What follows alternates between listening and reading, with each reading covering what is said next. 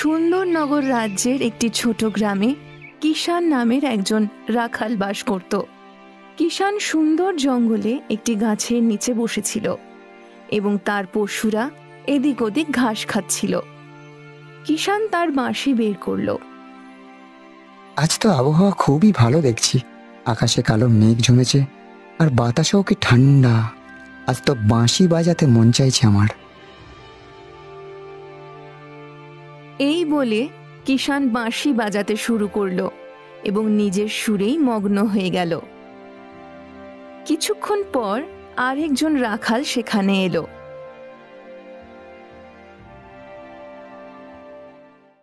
ওহে কিষান, যখনই তুমি বাঁশি বাজাও কেবল মানুষেরই নয়, বন্য পশুরাও তোমার সুরে মগ্ন হয়ে যায় গো।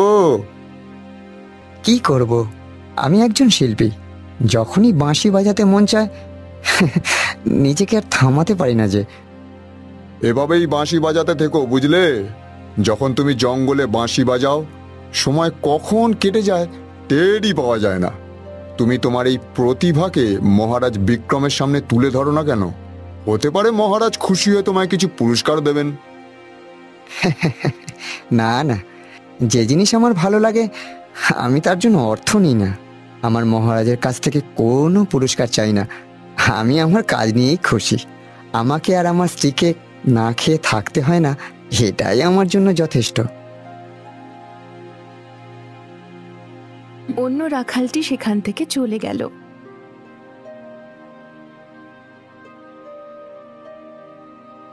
কিছুক্ষণ পর কিষান তার গরু, ছাগল ও ভেড়া নিয়ে নিজের গ্রামে ফিরে এলো।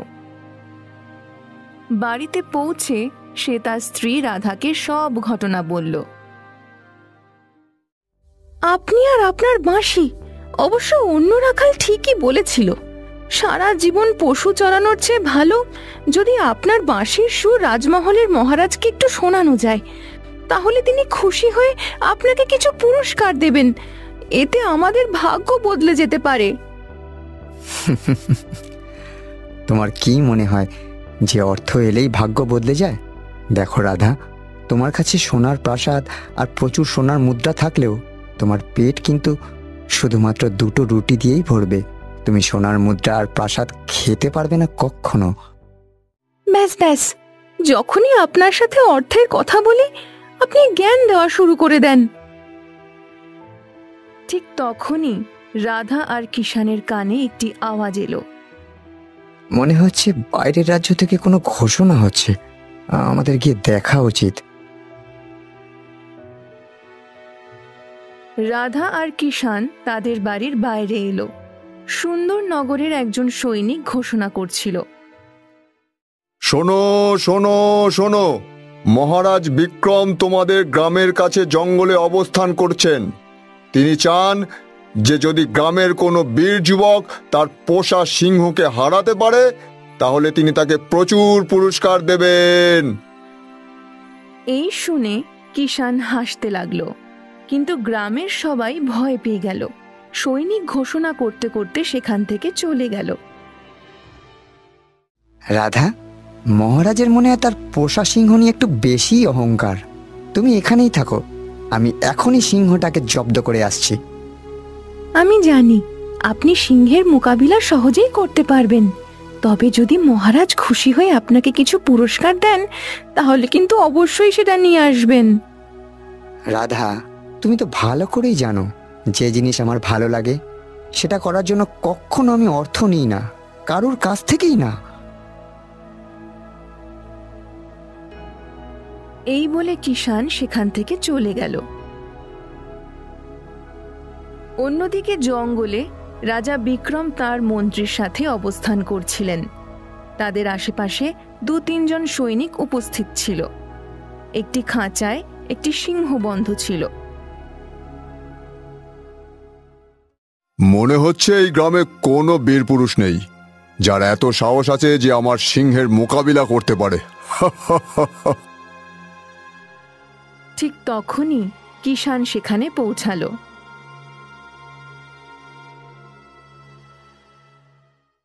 আমি আপনার সিংহের মোকাবিলা সহজেই করতে পারি, তবে আমার হাতে যদি আপনার সিংহ মারা যায় তাহলে আপনি আমাকে শাস্তি দেবেন না তো? রাজা বিক্রম হাসতে লাগলেন এবং কিষাণকে উপহাস করে বললেন, কে তুমি, যার নিজের শক্তির ওপর এত অহংকার? মহারাজ, আমি একজন রাখাল। এই শুনে রাজা বিক্রম কিছুটা ক্রুদ্ধ হলেন। রাখাল? এটা কোনো বাচ্চাদের খেলা নয়। খাঁচায় কোনো গরু, ছাগল বা মহিষ নেই যার মোকাবিলা তুমি করে ফেলবে। এটা একটা সিংহ, তাও আবার 3 দিনের ক্ষুধার্ত সিংহ। কেন নিজের প্রাণের শত্রু হচ্ছ তুমি? হ্যাঁ মহারাজ, একবার সিংহের খাঁচাটা খুলে দিন, তারপর আপনি নিজেই জানতে পারবেন কে কার প্রাণ নেয়। রাজা বিক্রম ক্রুদ্ধ হয়ে উঠে দাঁড়ালেন এবং তার এক সৈনিককে ইশারা করলেন। সৈনিক সঙ্গে সঙ্গে খাঁচা খুলে দিল। কিন্তু পরের মুহূর্তেই সিংহ লাফ দিয়ে কিষাণের দিকে নয়, সরাসরি রাজা বিক্রমের উপর হামলা করল। হঠাৎ এমনটা হবে আশা না করায় রাজা বিক্রম পড়ে গেলেন। তখনই কিষাণ লাফিয়ে সিংহের সামনে এসে দাঁড়ালো এবং সিংহের মুখে একটা ঘুষি মারল। পরের মুহূর্তেই সিংহটি নিচে পড়ে গেল এবং কিছুক্ষণ পরেই তার শরীর থেকে রক্ত বের হতে লাগলো এবং সিংহটি মারা গেল। এই দৃশ্য দেখে রাজা বিক্রম বিস্ময়ে ভরে গেলেন। তোমার তো বিশাল শক্তি আছে রাখাল। তুমি কেবল এই সিংহকে এক ঘুষিতেই মেরে ফেলোনি, বরং এই সিংহের হাত থেকে আমাদের প্রাণও বাঁচিয়েছ। আমরা তোমাকে এর জন্য প্রচুর পুরস্কার দিতে চাই। মহারাজ, আমি একজন রাখাল মাত্র। জঙ্গলে পশুদের নিয়ে চড়াই এবং পুকুরের ধারে বসে বাঁশি বাজাই। জঙ্গলে প্রায় বাঘ, চিতা আমার পশুদের বিরক্ত করার চেষ্টা করে, কিন্তু আমি থাকতে তারা পশুদের ছুঁতেও পর্যন্ত পারে না। এটা আমার জন্য একটা খেলা এবং এতে আমি বেশ মজা পাই। আর যে কাজ করে আমি মজা পাই সেই কাজ দেখানোর জন্য আমি অর্থ নিই না। আপনার প্রাণ বেঁচে গেছে, এটাই আমার জন্য পুরস্কার মহারাজ। এই বলে কিষাণ সেখান থেকে চলে গেল। রাজা বিক্রম তার মন্ত্রীর দিকে তাকালেন। খুবই অদ্ভুত মানুষ তো। সিংহকে মেরে ফেললো আর নিজের শক্তির উপর একটুও অহংকার করলো না, আর তার উপর পুরস্কার নিতে সোজাসুজি মানা করে দিল। এমন মানুষ পৃথিবীতে খুবই কম হয়। মহারাজ, চলুন এবার মহলে যাই। আপনার ভরসা হয়েছে নিশ্চয়ই যে আপনার রাজ্যে আজও বীর পুরুষেরা জন্ম নেন। ঠিক বলেছ মন্ত্রী। কিছুক্ষণ পর রাজা বিক্রম নিজের মহলে ফিরে গেলেন। এদিকে কিষাণ নিজের বাড়িতে পৌঁছালো এবং তার স্ত্রী রাধাকে সব ঘটনা বলল। আমি এটাই জানতাম। আরে মহারাজ যদি অর্থ দিচ্ছিলেন তাহলে সেটা নিলে না কেন তুমি? উনি তোমাকে পুরস্কার দিতে চাইলেন আর তুমি সেটা প্রত্যাখ্যান করে চলে এলে। রাধা, তুমি ভালো করেই জানো। কিষাণ তার বাক্য শেষ করার আগেই রাধা হাত তুলে তাকে থামিয়ে দিল। আমি জানি এরপর কি বলতে চলেছ তুমি। তোমার এই এক কথা শুনতে শুনতে আমি বিরক্ত হয়ে গেছি। যাই হোক, ছাড়ো। রান্না করে দিয়েছি, তাড়াতাড়ি হাত মুখ ধুয়ে বসে পড়ো। আমি তোমার জন্য গরম গরম রুটি বানাচ্ছি। কিষাণ হাসতে হাসতে হাত মুখ ধুতে চলে গেল। কিছুক্ষণ পর রাত হয়ে গেল এবং কিষাণ তার স্ত্রী রাধার সাথে ঘুমিয়ে পড়ল। একটি ঘন জঙ্গলের ভেতরে এক ধ্বংসস্তূপের মধ্যে একজন ব্যক্তি সৈনিকের মতো পোশাক পরে আগুন জ্বালিয়ে মন্ত্র পড়ছিল। তার আশেপাশে মানুষের কঙ্কালের খুলি পড়েছিল। কিছুক্ষণ পর সে আগুনে কিছু একটা দিল, যার ফলে আগুন আরো জ্বলে উঠল। সে ছিল সেনাপতি বলরাম। হে রাক্ষস রাজ, প্রসন্ন হও, তুমি প্রসন্ন হও। আমি তোমাকে খুশি করার জন্য অনেক মানুষের বলি দিয়েছি। এখন তো তোমাকে আমাকে শক্তি দিতেই হবে। এই কথা বলতেই জ্বলন্ত কাঠ থেকে কালো ধোঁয়া উঠল এবং পরের মুহূর্তেই সেই ধোঁয়া একটি রাক্ষসের আকৃতিতে পরিবর্তিত হলো।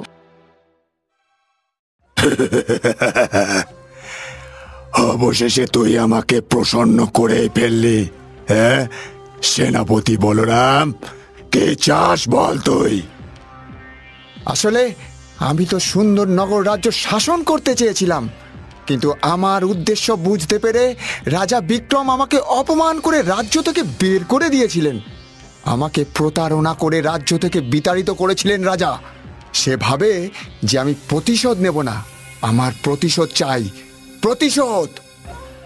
সেসব আমি জানি, তুই কি চাস সেটা বল। আমি চাই যে আমি এত শক্তিশালী হয়ে উঠি যে পৃথিবীর কোনো অস্ত্র আমার শরীর ভেদ না করতে পারে, আর আমি যার ওপরেই হামলা করি আমার হামলা যেন কখনো বিফল না হয়। রাক্ষস গভীর চিন্তায় ডুবে গেল। রাক্ষস বলল, ঠিক আছে, যা, তোকে একটা অস্ত্র দিচ্ছি। সেনাপতি বলরামের হাতে একটি তলোয়ার দেখা গেল। এই নে, এই তলোয়ার দিয়ে তুই যার ওপরেই হামলা করবে সে আর জীবিত থাকবে না। এই বলে রাক্ষস মন্ত্র পড়ল এবং পরের মুহূর্তেই সেনাপতি বলরামের সারা শরীরে রং বেরঙের রশ্মি জ্বলতে লাগল, যা কিছুক্ষণ পরে শান্ত হয়ে গেল। এই নে, তোর শরীরের ওপর আমি একটা সুরক্ষা বর্ম দিয়েছি। এটার ফলে কোনো অস্ত্র বা শস্ত্র এটিকে ভেদ করতে পারবে না। শুধুমাত্র একটি অস্ত্র আছে যা কালী গুহার ভেতরে পাওয়া যায়। এই শুনে সেনাপতি বলরাম চমকে গেল। সে বলল, এমন কোন অস্ত্র আছে যা তোমার তৈরি সুরক্ষা বর্মকেও ভেদ করতে পারে? সেটা একটা তলোয়ার, আর সেটা কোনো সামান্য তলোয়ার নয়, দেবতাদের তলোয়ার। সেটা কালী গুহার ভেতর একটি পুকুরের মধ্যে সুরক্ষিত রাখা আছে। এখনো পর্যন্ত কোনো মানুষ সেটা অর্জন করতে পারেনি। সেটা শুধুমাত্র সেই মানুষই পেতে পারে যার মন লোভ থেকে মুক্ত, যে খুব বীর, নিজের জীবনে খুশি থাকে এবং যে বড় থেকে বড় খাজানাকেও এমন ভাবে প্রত্যাখ্যান করে যেন তার কোনো মূল্যই তার কাছে নেই। এই শুনে সেনাপতি বলরাম হেসে উঠল। সে বলল, এমন মানুষ তো পৃথিবীতে কেউই নেই। তার মানে আমাকে কেউ মারতে পারবে না। আর হ্যাঁ, আমার কিছু জাদুকরী শক্তিও চাই। ঠিক আছে, তোর ভেতরে আমি কিছু জাদুকরী শক্তিও দিয়ে দিচ্ছি। এই বলে রাক্ষস কালো ধোঁয়া হয়ে গেল এবং সেখান থেকে অদৃশ্য হয়ে গেল।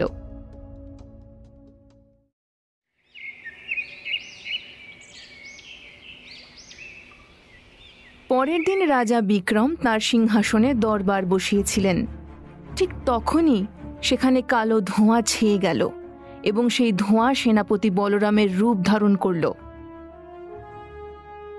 হ্যাঁ, এটা কিভাবে হলো? বলি, তোর ভেতরে এই জাদুকরী শক্তি এলো কোথা থেকে? তোকে তো আমি শাস্তি দিয়ে আমার রাজ্য থেকে বের করে দিয়েছিলাম, বিশ্বাসঘাতক। সেটা কালকের কথা ছিল মহারাজ। আজকের সময় বদলে গেছে। এখন এই সিংহাসনে হয় তুমি বসবে, না হয় আমি।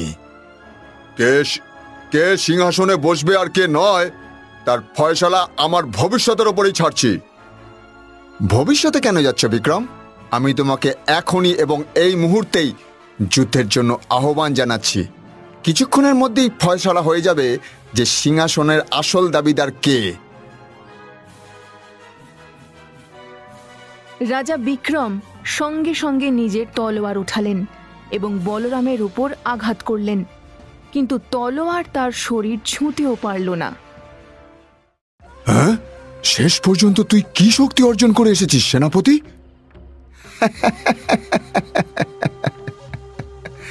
মূর্খ রাজা, যখন তোর কাছে এসেছি তখন খালি হাতে আসিনি রে।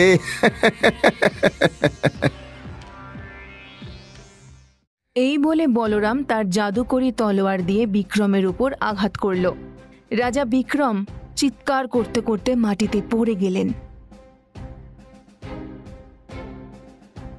মন্ত্রী, এখন এই রাজ্যের রাজা আমি, ফয়সালা তুমি করো। তোমারও কি রাজা বিক্রমের মতো মরতে হবে, নাকি আমার পক্ষে থাকবে তুমি? না না না না, আমি তো এই মহলের মন্ত্রী। রাজা চাই বিক্রম থাকুক আর আপনি, আমার তাতে কোনো পার্থক্য হয় না। তাহলে এসো, এখনই আমার দাসত্ব শুরু করো। দেখো তো বিক্রম জীবিত আছে নাকি মরে গেছে। মন্ত্রী ভয় পেতে পেতে বিক্রমের কাছে গেল এবং বিক্রমের শরীর পরীক্ষা করে বলল, বলি কি, মহারাজ তো এখনো জীবিত আছেন, তার শ্বাস চলছে যে। তো তাতে কি হয়েছে? সেটা কোনো ব্যাপার নয়। আমার তলোয়ার তার উপরে পড়েছে, এখন সে আর বাঁচবে না, মরেই যাবে। আমি আর একবার এই তলোয়ার নোংরা করতে চাই না। এদের জঙ্গলে ফেলে এসো। মন্ত্রী সৈনিকদের সাহায্যে রাজা বিক্রমকে ঘন জঙ্গলে পাঠিয়ে দিলেন। সময় পেরোতে লাগলো এবং বলরাম নিজেকে রাজা ঘোষণা করে প্রজাদের ওপর অত্যাচার শুরু করে দিল। অন্যদিকে রাধা চিন্তিত হয়ে বসেছিল। ঠিক তখনই কিষান বাড়িতে পৌঁছালো।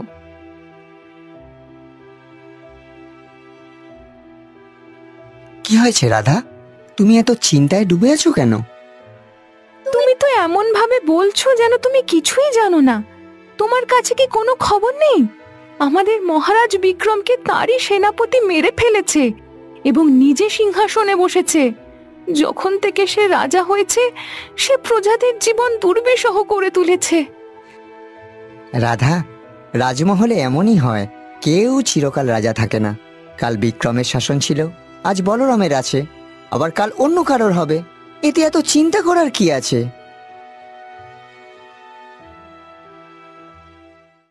এই বলে কিষান তার পশুদের নিয়ে জঙ্গলের দিকে চলে গেল এবং পুকুরের ধারে বসে বাঁশি বাজাতে লাগল। সে তার সুরে মগ্ন হয়ে গেল।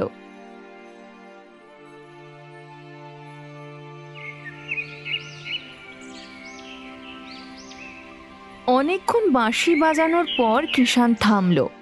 তখন সে দেখল যে তার সামনে একটি কালো হাঁস বসে আছে। হ্যাঁ, এ কি? কালো হাঁস? সাদা হাঁস তো আমি প্রচুর দেখেছি, কিন্তু কালো হাঁস তো এই প্রথমবার দেখছি। মনে হচ্ছে জঙ্গলের গভীর থেকে এখানে চলে এসেছে। বাহ, তুমি তো খুব ভালো বাঁশি বাজাও। হাঁসের আওয়াজ শুনে কিষান চমকে গেল। আরে, হাঁসকে মানুষের কণ্ঠে কথা বলতে তো কখনো শুনিনি। হ্যাঁ, আমি হাঁস হয়ে মানুষের কণ্ঠে কথা বলছি। আমাকে দেখে ভয় লাগলো না? আমি কেবল ঈশ্বরকেই ভয় পাই, আর কাউকে নয়। এই কথা বলতেই কিষান দেখল যে কালো হাঁসের শরীর থেকে রক্ত টপকাচ্ছে। আরে, তোমার শরীর থেকে তো রক্ত বইছে। তুমি আহত, আমাকে আগে বলনি কেন? এ জায়গা দিয়ে অনেক মানুষ যাতায়াত করে। আমার ভয় ছিল যে যদি কেউ আমায় কথা বলতে দেখে নেয় তাহলে আরো ভয় পেয়ে যাবে, তাই আমি আমার কষ্ট কাউকে বলিনি।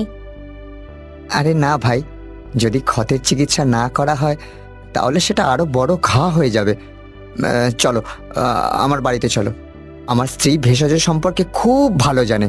আমরা দুজন মিলে তোমার সেবা করব।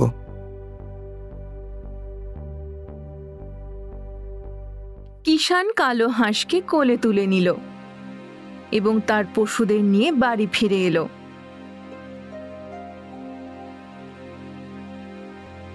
কিষান কালো হাঁসকে তার স্ত্রী রাধার সামনে রাখল এবং সব ঘটনা বলল।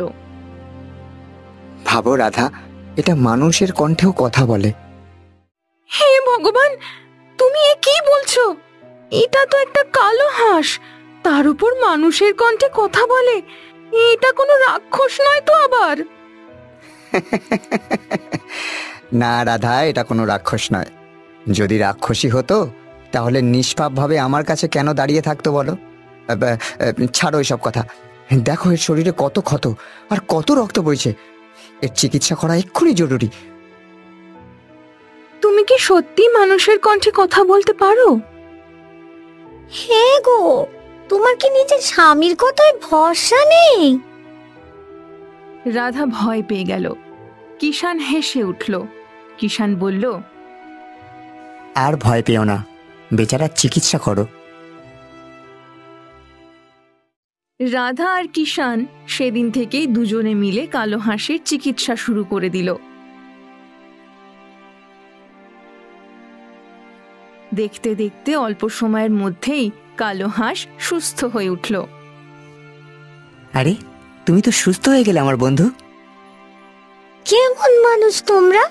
তোমাদের রাজ্যের মহারাজ কি তারই সেনাপতি মেরে ফেলেছে, আর প্রজাদের উপর অত্যাচার হচ্ছে, আর তোমরা সব দেখে শুনেও চুপ করে আছো। আরে, তোমার কাছে তো আমার রাজ্যের সব খবর আছে দেখছি। আমি রাজ্যের ব্যাপারে হস্তক্ষেপ করা একদম পছন্দ করি না।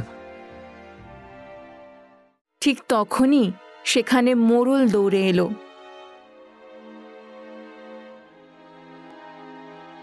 আরে কিষান, তুমি কি জানো সেনাপতি বলরাম একটি নতুন নিয়ম চালু করেছে?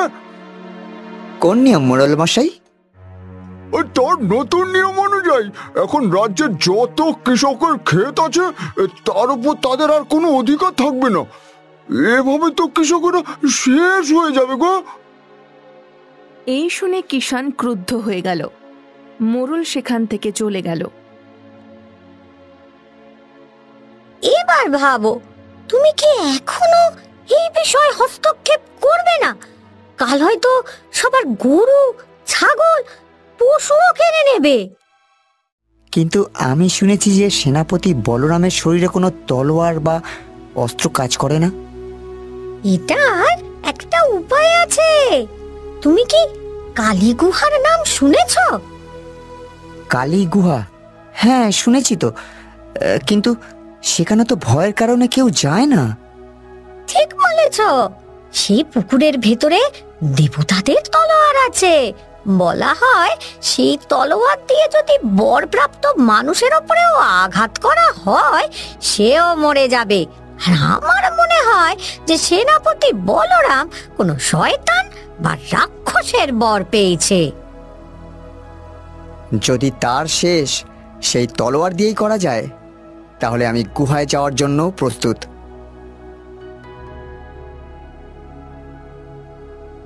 কিষান কালো হাঁসকে নিয়ে জঙ্গলের দিকে রওনা হলো।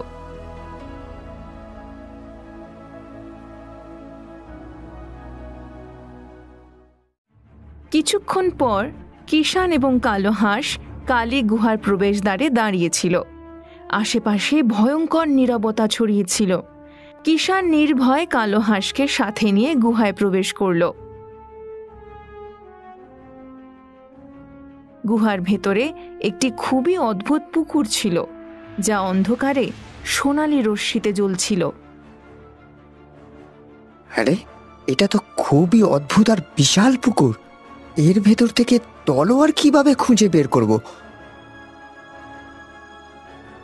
আমি এক জাদুকরী শক্তি। যদি তোমার তলোয়ার চাই, তাহলে আগে আমার প্রশ্নের উত্তর দিতে হবে। ঠিক আছে, জিজ্ঞাসা করো। তুমি কি কখনো নিজের হাতে কোনো সিংহ মেরেছ? হ্যাঁ, মেরেছি। এক ঘুষিতেই আমি সিংহের কাজ শেষ করে দিয়েছিলাম। তুমি কি কখনো প্রচুর ধন প্রত্যাখ্যান করেছ? হ্যাঁ, কারণ আমার ধনের প্রতি কোনো লোভ নেই। আমি একবার রাজা বিক্রমের প্রাণ বাঁচিয়েছিলাম।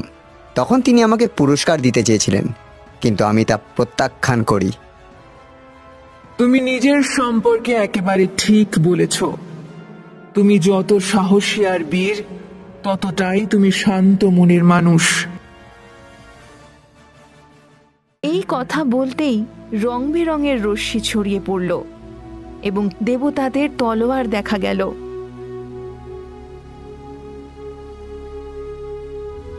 এই নাও ধরো। যখন তুমি এই তলোয়ার দিয়ে তাকে শেষ করবে, এই তলোয়ার তোমার হাত থেকে অদৃশ্য হয়ে যাবে এবং এই স্থানেই ফিরে আসবে। কিষান কালো হাঁসকে নিয়ে সোজা রাজমহলের দিকে রওনা হলো।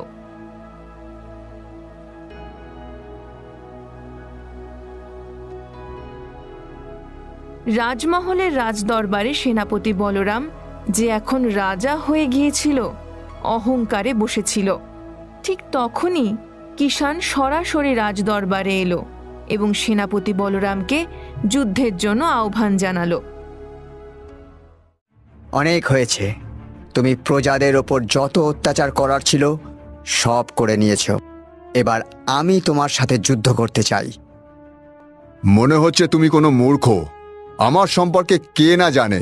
তুমি কি আমার সম্পর্কে কিছুই জানো না, নাকি এমনি চলে এসেছো আমার সাথে যুদ্ধ করতে? হ্যাঁ, কাপুরুষের মতো কথা বলো না, আমার সাথে যুদ্ধ করো। এই শুনে সেনাপতি বলরাম ক্রুদ্ধ হয়ে গেল। সে তলোয়ার বের করলো এবং কিষানের কাছে এলো, কিন্তু কিষানও সঙ্গে সঙ্গে নিজের তলোয়ার বের করলো এবং সেনাপতি বলরামের উপর আঘাত করলো। সেনাপতি বলরাম চিৎকার করতে করতে নিচে পড়ে গেল আর তলোয়ার কিষানের হাত থেকে অদৃশ্য হয়ে গেল। কিছুক্ষণ পরেই সেনাপতি বলরামের শরীরে আগুন লেগে গেল এবং সে পুড়ে ছাই হয়ে গেল। পরের মুহূর্তেই চারিদিকে রং বেরঙের রশ্মি ছড়িয়ে পড়ল আর কালো হাঁস রাজা বিক্রমের রূপ ধারণ করল। এ কি মহারাজ, আপনি আপনি কালো হাঁসের রূপে ছিলেন? ঠিক তখনই সেখানে এক সাধু উপস্থিত হলেন। হ্যাঁ, আসলে সেনাপতি বলরাম রাজা বিক্রমের ওপর তার জাদুকরি তলোয়ার দিয়ে আঘাত করেছিল এবং তাকে জঙ্গলে ফেলে দিতে বলেছিল। কিন্তু রাজা বিক্রমের মন্ত্রী অনুগত ছিল। সে রাজা বিক্রমকে জঙ্গলে ফেলেনি, বরং সরাসরি আমার কাছে নিয়ে এসেছিল। যখন আমি তার শরীরে ক্ষত দেখলাম, তখন বুঝতে পারলাম যে এটা রাক্ষসী তলোয়ারের আঘাত। তাই আমি আমার শক্তি দিয়ে তাকে কালো হাঁসে রূপান্তরিত করে দিলাম। যদি তিনি মানুষের রূপে থাকতেন তাহলে তার শেষ নিশ্চিত ছিল। কয়েকদিন পর তিনি আমাকে জিজ্ঞাসা করলেন যে সেনাপতি বলরামের শেষ কিভাবে সম্ভব। তখন আমি বললাম যে তার শেষ কেবল কালী গুহার মায়াবী পুকুরের তলোয়ার দিয়েই হতে পারে, আর সেই তলোয়ার কেবল সেই ব্যক্তিই পেতে পারে যে হাসতে হাসতে কোনো সিংহকে মেরেছে আর বড় থেকে বড় ধনসম্পদ প্রত্যাখ্যান করেছে এবং তবুও শান্ত মনে জীবনযাপন করে। তখন আমার তোমার কথা মনে পড়ল, তাই মহারাজ তোমার কাছে কালো হাঁসের রূপে পৌঁছেছিলেন।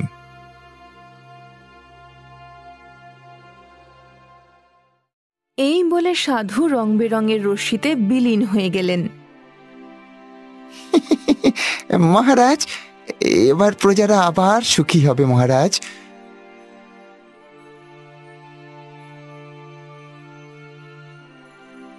কিষান, তুমি আমার প্রাণ বাঁচিয়েছ।